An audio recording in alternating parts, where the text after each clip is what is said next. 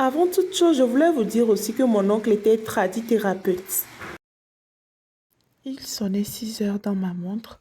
Je fredonnais les chansons de l'Éternel en attendant que mon grand frère sorte, car c'est le jour de l'enterrement. Et là, il est sorti et on s'est rendu au lieu de l'enterrement. Donc, il y avait une petite cérémonie qui devait se faire à la maison. Le corps a été ramené dans la nuit profonde et on a exposé son corps. Après, il y a eu des gens qui sont venus pour animer la cérémonie. Il y a eu des artistes. Et ce monsieur, c'est un artiste qui parlait de la mort. Il y a eu plusieurs chansons. Et dans les chansons, on parlait Bassar. Et il y a un artiste qui a dit quelque chose. Il a dit, certains vont mourir le matin, d'autres vont mourir en soirée, et certains vont encore mourir. Ici, c'est un groupe folklorique. Je pense que c'est les gens de Dapaon qui sont venus aussi nous offrir quelques pas de danse. Ce que je ne vous ai pas dit, c'est que je suis rentrée rendre un dernier hommage à mon oncle avec mon grand frère, mais j'ai pas voulu filmer cette partie parce que je pense que cette partie mérite d'être gravée dans nos cœurs et son intimité mérite d'être respectée. C'est ce pourquoi j'ai préféré filmer de loin sans qu'on voie son visage. Il faut noter que les gens de Dapaon sont encore très loin de Bassar et c'est vraiment le nord, le fin fond, le nord du Togo.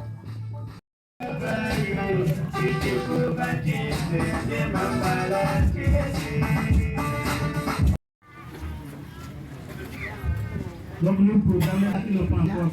voici comment notre oncle a été honoré. Il a été vraiment honoré et il y a eu beaucoup de personnes qui ont fait le déplacement et que l'Éternel leur rende au centuple tout ce qu'ils ont eu à faire. Ici, c'est la dernière prière avant qu'on lève le corps. Aussi, le pasteur a eu à signifier qu'on ne prie pas sur le défunt parce qu'il a déjà donné sa vie à Christ et tout se fait avant la mort. Et après la mort, rien ne peut encore se faire. Mais quand même, il y a eu une dernière prière avant qu'on ne scelle le cercueil et que le cercueil ne soit dirigé vers l'église.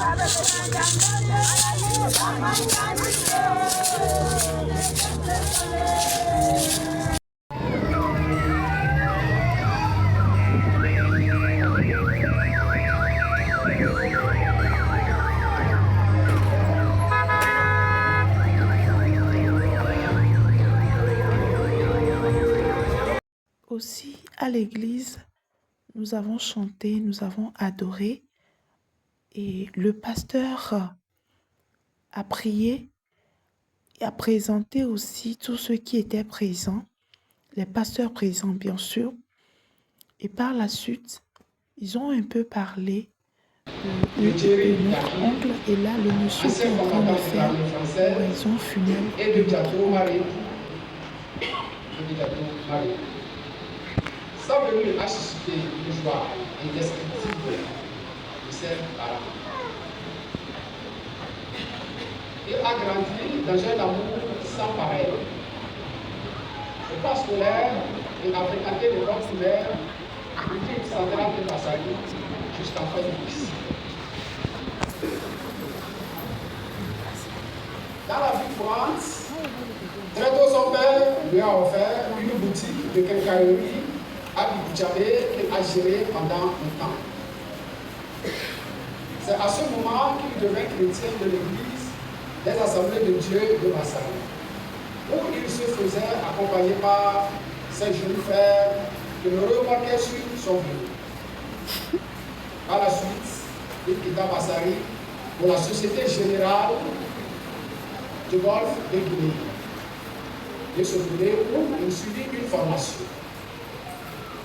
Il fut affecté à Nyakoubou en qualité de gérant. Il exerça cette fonction pendant des années durant.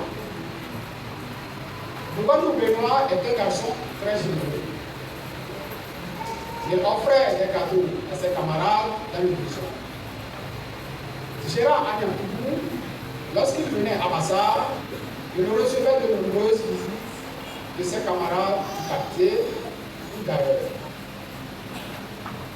Au point où sa maman lui posait la question: que fais-tu pour que les gens défilent chez toi? Sans me dire, il sourit. Boubanou partageait ce qu'il possédait avec les jeux de son entourage. Il ne passait pas inaperçu. Il était populaire. On l'appelait Boubanou Yakinlo. Sa bonté était telle que maman lui disait: tu es comme un roulier dans l'ombre tombe loin. Boubanou a vécu le bonheur pendant sa jeunesse. Très tôt, il devient père, grand-père, et avec les arrières, petits-enfants.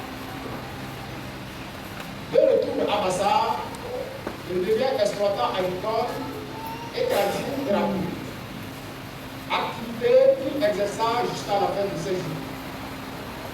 La vie terrestre, telle qu'elle soit, a une fin. Va en paix. Que ton âme repose en paix.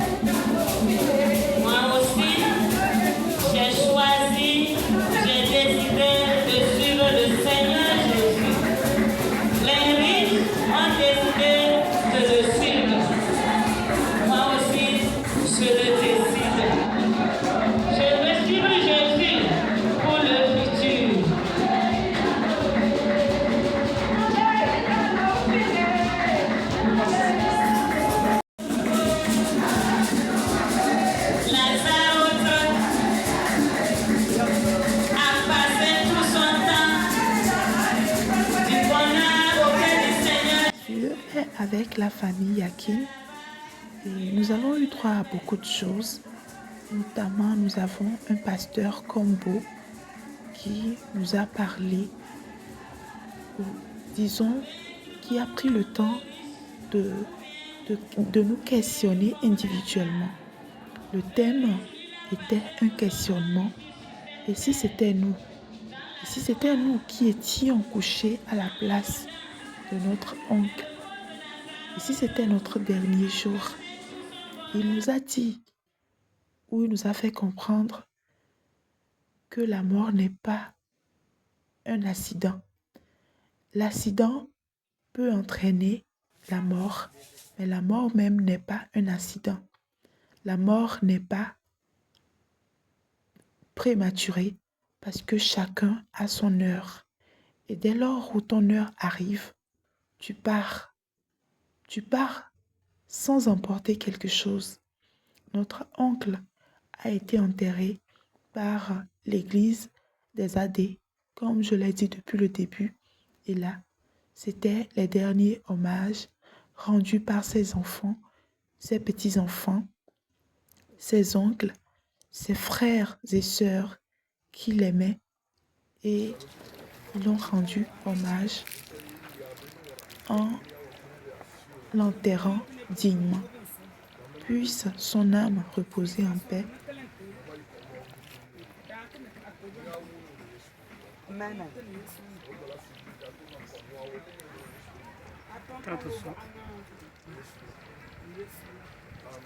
Amen.